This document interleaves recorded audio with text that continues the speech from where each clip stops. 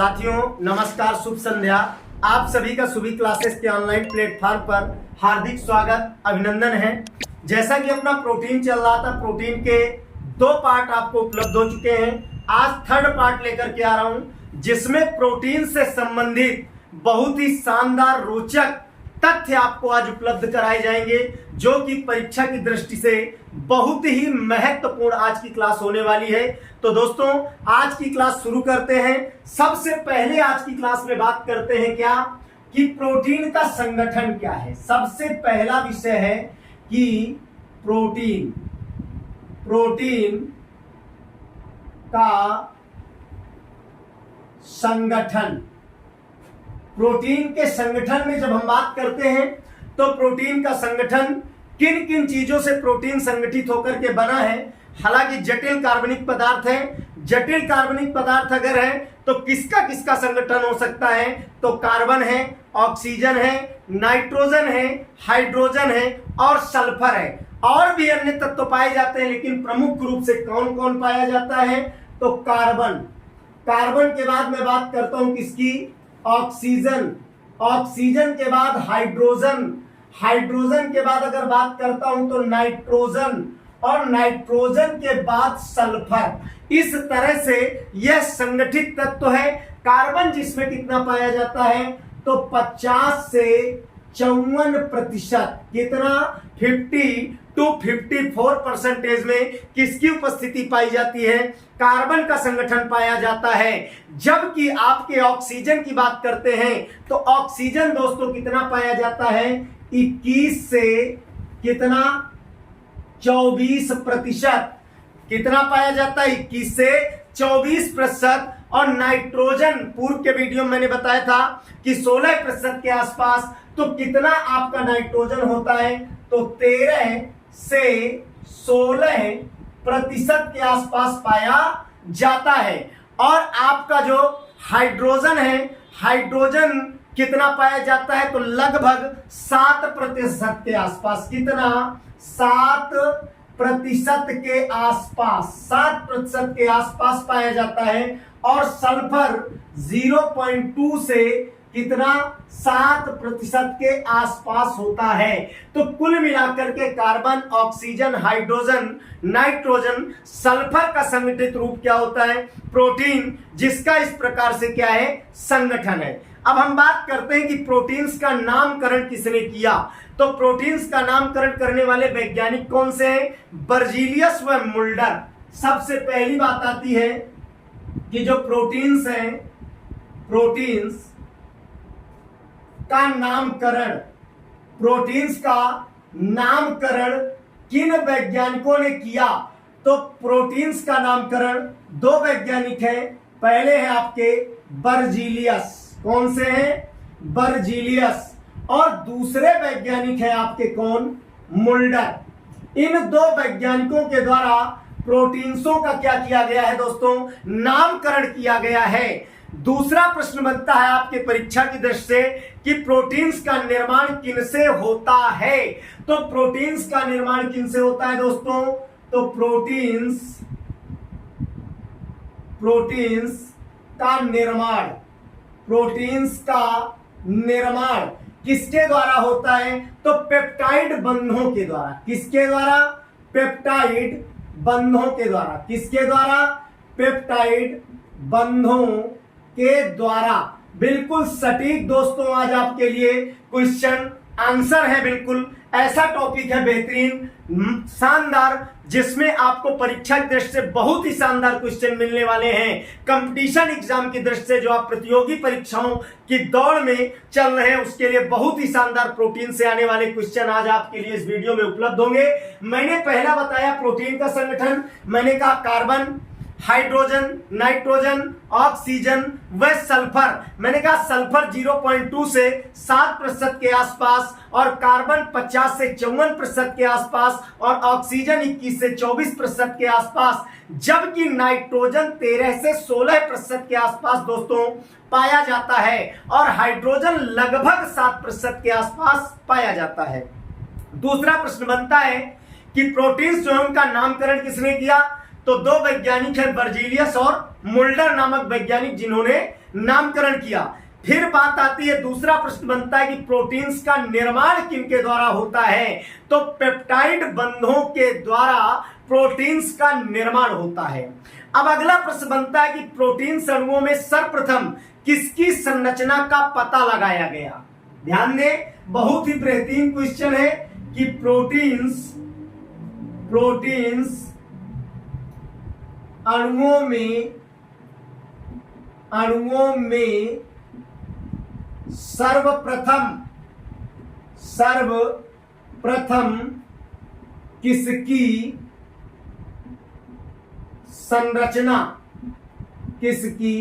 संरचना का पता लगाया गया? किसकी संरचना का पता लगाया गया? तो बहुत ही शानदार क्वेश्चन है कि प्रोटीन अणुओं के बारे में जब अध्ययन किया गया तो इसमें जो संरचनात्मक दृष्टिकोण से बात करें तो इस संरचना में सर्वप्रथम किसका पता लगाया गया?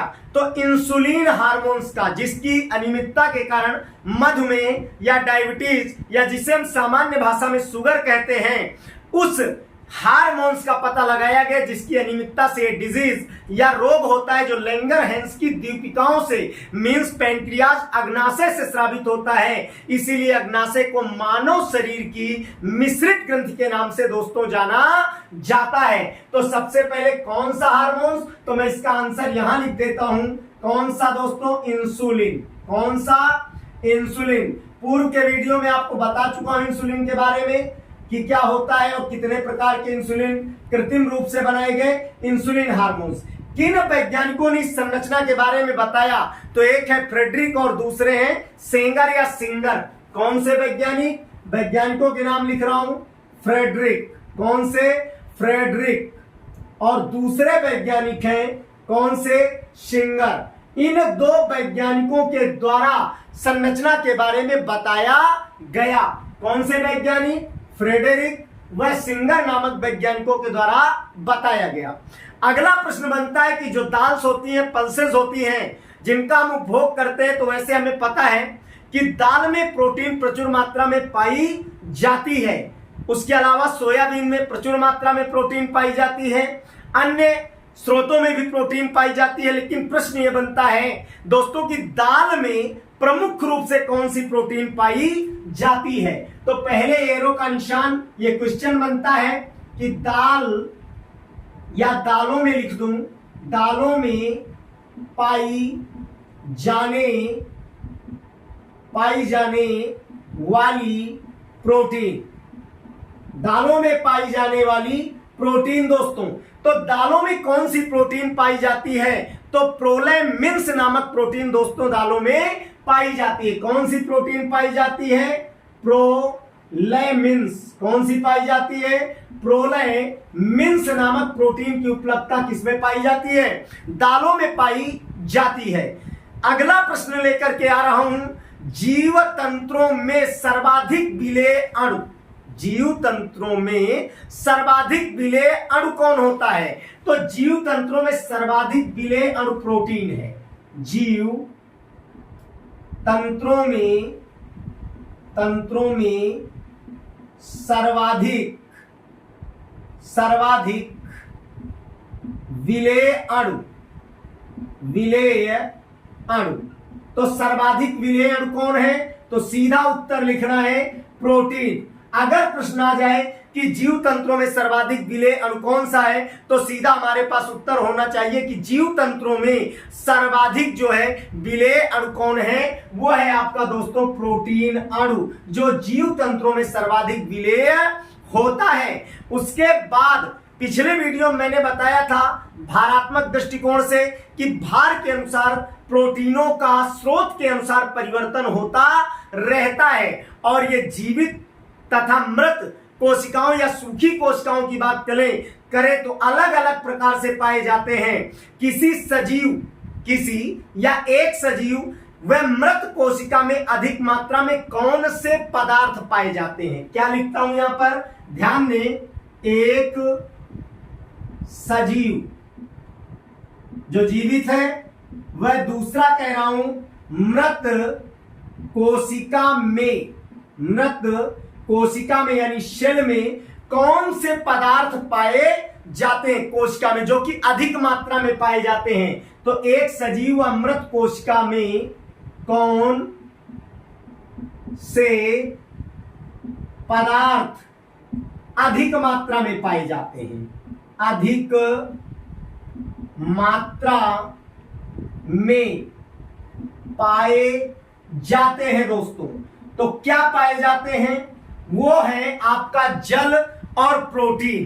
क्रमशः अगर बात करूं, ये बिल्कुल क्रम है, सबसे पहले क्या आएगा जल, वह क्या आएगा प्रोटीन, बिल्कुल ये क्रमशः पाए जाते हैं, यानी सर्वाधिक मात्रा में जल होगा, उसके बाद दोस्तों क्या होगा प्रोटीन होगी। यानी मैंने कहा कि किसी सजीव या एक सजीव मृत कोशिका में अधिक मात्रा में कौन से पदार्थ पाए जाते हैं, तो जल व प्रोटीन पाए जाते हैं। उसके बाद प्रोटीन होते क्या है, ये पूर्व में बता चुका हूं कि प्रोटीन अमीनो अम्लों के यौगिक हैं। क्या है, अगर कभी परिभाषा भी लिखनी पड़ जाए तो इस परिभाषा को आप दोस्तों डिफिनेशन को लिख सकते हैं, डिफाइन कर सकते हैं कि प्रोटीन क्या होते हैं, अमीनो अम्लों के यौगिक। प्रोटीन क्या है भाई, अमीनो एसिड, यानी अमीनो अम्लों के क्या होते हैं, अमीनो अम्लों के यौगिक होते हैं। क्या होते हैं, अमीनो अम्लों के यौगिक होते हैं। बिल्कुल संगठन है तो क्या है, अमीनो अम्लों के क्या होते हैं, यौगिक होते हैं। अर्थात दूसरे शब्दों में कह दूं, अमीनो अम्ल जो होती हैं इनकी संयोजक इकाइयां हैं। क्या कह दे, दूसरे शब्दों में कह दे, अगर इसी बात को यहां लिख देता हूं कि अमीनो अम्ल क्या है, प्रोटीन की संयोजक इकाइयां हैं। प्रोटीन की क्या है, संयोजक इकाइयां हैं, संयोजक इकाइयां हैं, संयोजक इकाइयां हैं दोस्तों। यानी कहने का मतलब जो प्रोटीन है अमीनो अम्लों के यौगिक है दोस्तों। प्रोटीन क्या है, अमीनो अम्लों के यौगिक हैं। उसके बाद दूसरे शब्दों में मैंने कहा अमीनो अम्ल इनकी संयोजक इकाइयां हैं, या कह दे प्रोटीन की संयोजक इकाइयां हैं। अब हम बात करते हैं कि प्रोटीन जो होते हैं इनकी प्रकृति कैसी होती है। प्रोटीन जो है इनकी प्रकृति कैसी होती है, लवणीय है, क्षारीय है, अम्लीय है यानी साल्टेड है, या क्या है बेस है, या उसके अलावा एसिड है। तो सीधी बात करते हैं कि संभवतः या ज्यादातर कह दें जो प्रोटीन होते हैं वो क्षारीय प्रकृति के होते हैं। तो प्रोटीन कैसे होते हैं दोस्तों, प्रोटीन कैसे होते हैं दोस्तों, प्रोटीन क्षारीय प्रकृति के होते हैं। कैसे होते हैं, क्षारीय प्रकृति के होते हैं। अब जब ये क्षारीय प्रकृति के होते हैं तो ये दोस्तों कार्य मुख्य रूप से क्या करते हैं, तो ये अम्ल क्षार का संतुलन बनाने का कार्य करते हैं। क्या मैंने कहा, प्रोटीन दोस्तों क्षारीय प्रकृति के होते हैं और ये जंतु शरीर में क्या करते हैं, तो ये कार्य अगर मैं बात करूं यहां पर लिख देता हूं, ये अम्ल व क्षार का क्या करते हैं भाई, संतुलन, क्या करते हैं, संतुलन बनाने का कार्य करते हैं, बनाने का कार्य करते हैं, बनाने का कार्य करते हैं। किसका संतुलन बनाने का कार्य करते हैं, अम्ल क्षार का। जबकि हमें पता है कि किसी भी मानव के शरीर में अगर सही मेटाबॉलिक क्रियाएं और रोग मुक्त रहना है तो क्षार की मात्रा लगभग 70 से 80% और एसिड 20% होना चाहिए। लेकिन वर्तमान में खान पान की अनियमितता या कह दिया जाए पेस्टिसाइड का अंधाधुंध प्रयोग, जिसके कारण एसिडिक मात्रा ज्यादा बढ़ रही है और बेस यानी क्षारीयता कम हो रही है। तो कहने का मतलब प्रोटीन जो होते हैं दोस्तों वो कैसे होते हैं, क्षारीय प्रकृति के होते हैं और ये क्या करते हैं दोस्तों, तो अम्ल क्षार का संतुलन बनाने का कार्य करते हैं, यानी बैलेंस बनाने का कार्य करते हैं। उसके बाद कह दें कि नई बात आती है आगे कि भाई अलग अलग प्रकार के प्रोटीन है, जैसे मैंने आपको बताया कि परिवहन करने वाली प्रोटीन अलग है, रेशे वाली प्रोटीन अलग है, गोल्यूबल प्रोटीन अलग है यानी गोलाकार, और उसके अलावा पोषक प्रोटीन अलग हैं। तो ये अलग अलग प्रोटीन जो होते हैं इन पर बहुत ही तथ्यात्मक और रोचक जानकारी आपके सामने प्रस्तुत करने वाला हूं। तो उन जानकारी को हम देखेंगे। पहले प्रथम आप इसको एक बार देख लें, तेजी से इसको देखते हैं कि मैंने कहा प्रोटीन का संगठन, मैंने कहा कार्बन 50 से 54%, उसके अलावा अगर ऑक्सीजन की बात करें तो 21 से 24%, नाइट्रोजन की बात करें 13 से 16%, और उसके अलावा हाइड्रोजन लगभग 7% और सल्फर 0.2 से 7%। प्रोटीन्स का नामकरण दोस्तों बर्जीलियस व मुल्डर। प्रोटीन्स का निर्माण पेप्टाइड बंधों द्वारा होता है। प्रोटीन अणुओं में सर्वप्रथम किस संरचना का पता लगाया गया? तो मैंने कहा इंसुलिन हार्मोन्स। किनके द्वारा? फ्रेडरिक व सिंगर के द्वारा। दाल की प्रोटीन में मैंने कहा प्रोलेमिन्स पाई जाती है। जीवित तंत्रों में कौन से सर्वाधिक विलेय अणु है? तो प्रोटीन है। किसी सजीव व मृत कोशिका में सर्वाधिक मात्रा में पाए जाने वाले कौन से पदार्थ हैं? तो मैंने कहा दोस्तों सबसे ज्यादा जल और उसके बाद प्रोटीन। प्रोटीन है क्या? तो मैंने कहा अमीनो अम्लों के दोस्तों क्या है? यौगिक हैं। और अमीनो अम्ल इनकी संयोजक इकाइयां होती हैं। और प्रोटीन क्या होते हैं? क्षारीय प्रकृति के होते हैं, जो क्या करते हैं? अम्ल क्षार का संतुलन बनाने का कार्य करते हैं। इस तरह से यहां तक की हमने बातें जानी और समझी। अब नेक्स्ट अगले क्रम में लेकर के आता हूं कि जैसे हमने कल पढ़ा था कि भाई ग्लोब्यूल प्रोटीन यानी गोलाकार प्रोटीन, उसके अलावा फाइबर प्रोटीन, रेशेदार प्रोटीन, उसके अलावा आपकी जो ट्रांसपोर्ट का कार्य करती है यानी परिवहन का कार्य करती है, उन प्रोटीनों पर रोचक जानकारी, पोषक प्रोटीन आदि पर रोचक जानकारी आपको देने वाला हूं, जो बहुत ही इंपॉर्टेंट जानकारी आपके लिए होंगी। तो सबसे पहले मैं बात करता हूं दोस्तों किसकी? सबसे पहले मैं तंतुवत प्रोटीन की बात करता हूं, फाइबर्स प्रोटीन की बात करता हूं। तो क्या लिखूंगा यहां पर? तंतुवत प्रोटीन। तंतुवत प्रोटीन। तंतुवत प्रोटीन पर जब बात करता हूं तो सीधी बात आती है कि कौन सी प्रोटीन आपकी तंतुवत प्रोटीन होती है और किस प्रकार से ये कार्य करती हैं। तो तंतुवत प्रोटीन जो आपके शरीर में या बॉडी में पाई जाती है, ये कार्य क्या करती है? तो तंतुवत प्रोटीन को दोस्तों क्या कहा जाता है? संरचनात्मक प्रोटीन कहा जाता है। क्या कहा जाता है? संरचनात्मक। क्या कहते हैं? संरचनात्मक प्रोटीन। अब संरचनात्मक प्रोटीन क्यों कहते हैं? तो इसके आगे उस बात को समझेंगे। जितने भी तंतुवत प्रोटीन है वो दोस्तों संरचनात्मक प्रोटीन कहलाते हैं। क्यों? कि ये प्रोटीन अंगों, संयोजी ऊतकों की संरचना में भाग लेते हैं। किसमें लेते हैं?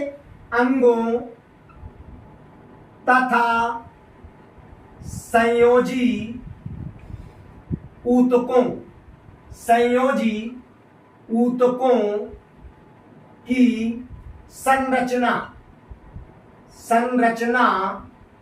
में क्या है भाई?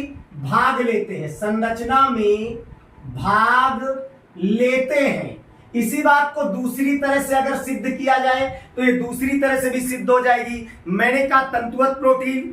तंतुवत प्रोटीन में मैंने क्या कहा? मैंने कहा कि अंगों और संयोजी ऊतकों की संरचना में दोस्तों क्या करते हैं? भाग लेते हैं। तो उन्हें हम क्या कहते हैं? तंतुवत प्रोटीन कहते हैं। और वो संरचनात्मक प्रोटीन के नाम से जाने जाते हैं। मैंने कहा दूसरी तरीके से तो तंतुवत प्रोटीन वृद्धि व मरम्मत के लिए आवश्यक होते हैं। किसके लिए? तंतुवत प्रोटीन जो होते हैं, तंतुवत प्रोटीन, ये क्या करते हैं भाई? तो वृद्धि तथा किसके लिए? मरम्मत यानी टूट फूट, मरम्मत के लिए क्या होते हैं? आवश्यक होते हैं। इसलिए संरचनात्मक कहा जाता है, क्योंकि हम सब जानते हैं सभी प्राणियों का शरीर कोशिकाओं से बना है और कोशिकाओं के संगठन से ऊतकों का निर्माण होता है। और जब इनमें किसी प्रकार की विकृति या टूट फूट आती है तो उस कार्य को संपादित करने के लिए जो तंतुवत प्रोटीन है वो आगे आते हैं दोस्तों। उसके बाद हम एक और बात लिखते हैं आपके सामने, वो ये बात लिखते हैं कि एक तो आपके कौन होते हैं, गैर अमीनो अम्ल वाले, और दूसरे होते हैं जिनमें संयोजन अमीनो अम्लों का होता है। तो जिन प्रोटीनों के संयोजन में अमीनो अम्लों के अलावा गैर अमीनो अम्ल होते हैं उन्हें संयुक्त प्रोटीन के नाम से जाना जाता है। कैसे? जिन प्रोटीनों के संयोजन में जिन प्रोटीनों के संयोजन में अमीनो अम्लों के अलावा दोस्तों, अमीनो अम्लों के अलावा क्या होते हैं भाई? गैर अमीनो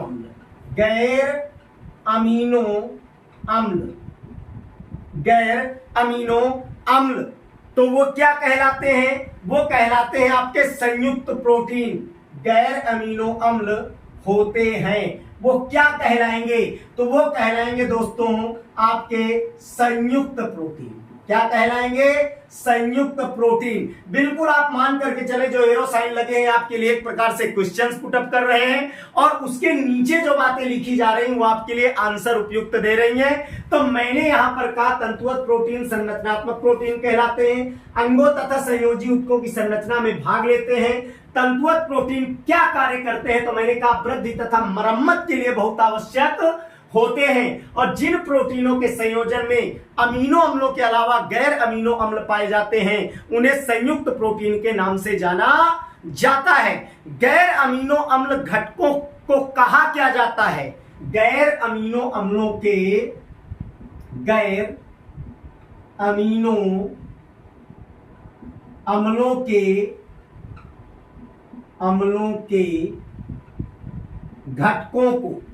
घटकों को क्या कहते हैं? घटकों को क्या कहते हैं? क्या कहते हैं दोस्तों? तो क्या कहते हैं? प्रोस्थेटिक समूह। क्या कहा जाता है? प्रोस्थेटिक समूह। क्या कहते हैं? यहां सामने लिख देता हूं, प्रोस्थेटिक। क्या कहते हैं? प्रोस्थेटिक समूह कहा जाता है। क्या कहा जाता है? प्रोस्थेटिक समूह कहा जाता है, जो एक प्रकार का संगठन बनाने का कार्य करते हैं। उसके बाद अगली बात करता हूं, कुछ ऐसे प्रोटीन्स होते हैं जो एंजाइमेटिक होते हैं, लेकिन एक बात मैंने पूर्व के वीडियो में नहीं बताई थी। हालांकि मैंने एंजाइमेटिक प्रोटीन आपको एंजाइम युक्त बता दिए थे। जो एंजाइमेटिक प्रोटीन होते तो हैं, लेकिन सारे एंजाइम प्रोटीन नहीं होते हैं। यह विशेष बात है कि जो है एंजाइम प्रोटीन होते हैं, लेकिन सारे एंजाइम दोस्तों प्रोटीन नहीं होते हैं। तो जो एंजाइमेटिक प्रोटीन होते हैं वो कहां भाग लेते हैं और क्या करते हैं? तो ऐसे प्रोटीन जो मेटाबॉलिक क्रियाओं में भाग लेते हैं वो एंजाइमेटिक प्रोटीन होते हैं, या उन्हें कह दिया जाए उत्प्रेरक एंजाइम। क्या कह दिया जाए? उत्प्रेरक एंजाइम। तो यहां सीधा कहेंगे जो प्रोटीन मेटाबॉलिक क्रियाओं में भाग लेते हैं, जो प्रोटीन दोस्तों, जो प्रोटीन किसमें? मेटाबॉलिक यानी उपापचयी मेटाबॉलिक क्रियाओं में क्या करते हैं भाई? भाग लेते हैं। उन्हें हम क्या कहेंगे? तो उन्हें हम यही कहेंगे उत्प्रेरक। क्या कहेंगे?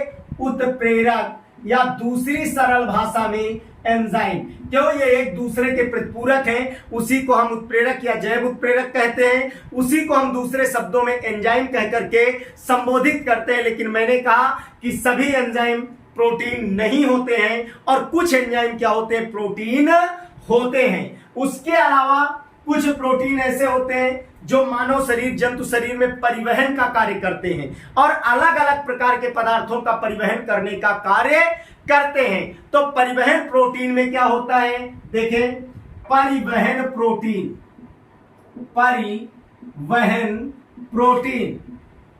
प्रोटीन कौन सी है?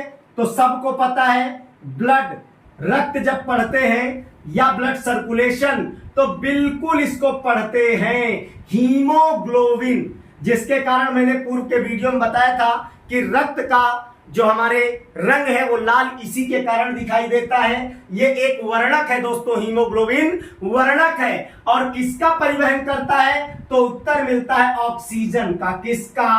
ऑक्सीजन का।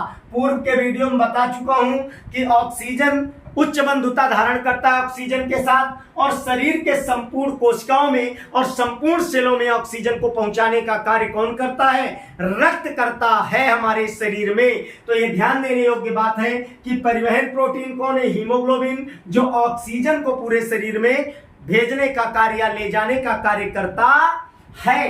अगला पॉइंट उससे भी बेहतरीन है, रुधिर है। रुधिर यानी खून यानी ब्लड, जिसे रक्त कहा जाता है। और रक्त एक तरल संयोजी ऊतक है जिसमें आरबीसी, डब्ल्यूबीसी, प्लेटलेट्स और प्लाज्मा जैसे संगठक पाए जाते हैं। तो रुधिर प्लाज्मा में कौन सी प्रोटीन होती है? तो लाइपोप्रोटीन होती है। और वो लाइपोप्रोटीन करती क्या है दोस्तों? वसाओं को यकृत से वसीय ऊतकों तक संवहन करती है या ले जाती है।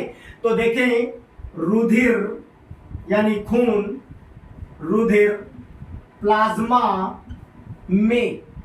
प्लाज्मा में कौन सी प्रोटीन? लाइपोप्रोटीन। कौन सी भाई? लाइपोप्रोटीन। बहुत ही शानदार टॉपिक, बहुत ही शानदार वीडियो होने वाला है दोस्तों। और मैंने पहले बता दिया कंपटीशन की दृष्टि से, जो आप प्रतिस्पर्धात्मक एग्जाम देते हैं, तो इसमें रुधिर प्लाज्मा में लाइपोप्रोटीन क्या करता है? वसाओं को यकृत से वसीय ऊतकों तक ले जाता है। कहां? वसाओं को यकृत से कहां तक भाई? वसीय ऊतकों तक। कहां तक? वसीय ऊतकों तक ले जाता है। यानी यूं कह दूं कि परिवहनित करता है। और उसके बाद कोसा कला की प्रोटीन जो होती है, कोसा यानी कोशिका सेल, तो कोसा कला में पाई जाने वाली, यानी कोसा कला आपकी जो सेल मेम्ब्रेन है उसमें पाई जाने वाली प्रोटीन अणुओं को कला के आर पार ले जाने का कार्य करती है, संवहन का कार्य करती है। तो कोसा कला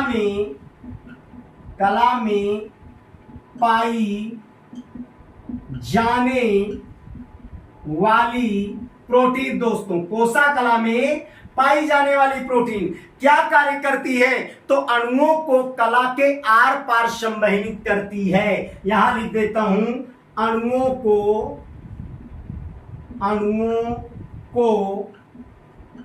कला के आर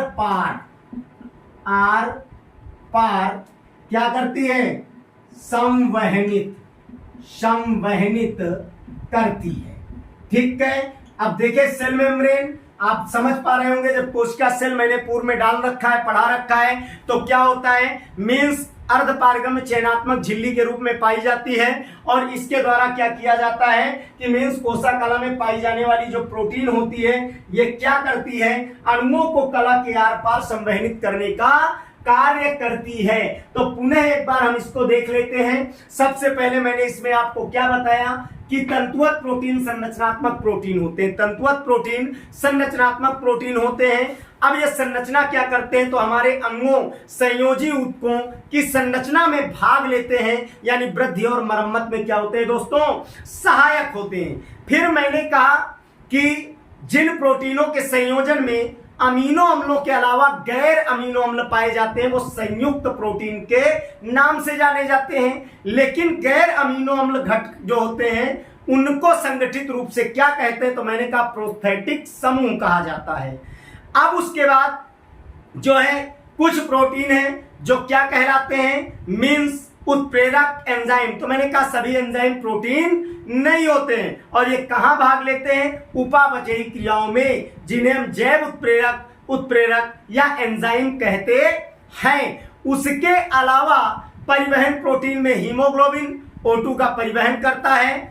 रुधिर प्लाज्मा में लाइपोप्रोटीन वसाओं को यकृत से वसीय ऊतकों तक दोस्तों पहुंचाता है।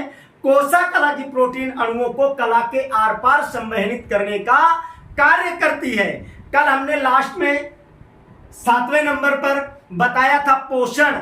अर्थात पोषण प्रोटीन कौन से होते हैं या पोषक प्रोटीन कौन से होते हैं। तो मैंने आपको मटर में पाई जाने वाली प्रोटीन, गेहूं और चावल में ग्लूटिन प्रोटीन बताई थी, और दूध में केसिन नामक प्रोटीन पाई थी तो बताई थी। तो ये आपके क्या है, मीन्स पोषण प्रोटीन है। और अनाज, अंडा, दूध का उपभोग करने से जो प्रोटीन्स प्राप्त होते हैं वो पोषण प्रोटीन कहलाते हैं। तो यहां पर लिखता हूं अनाज,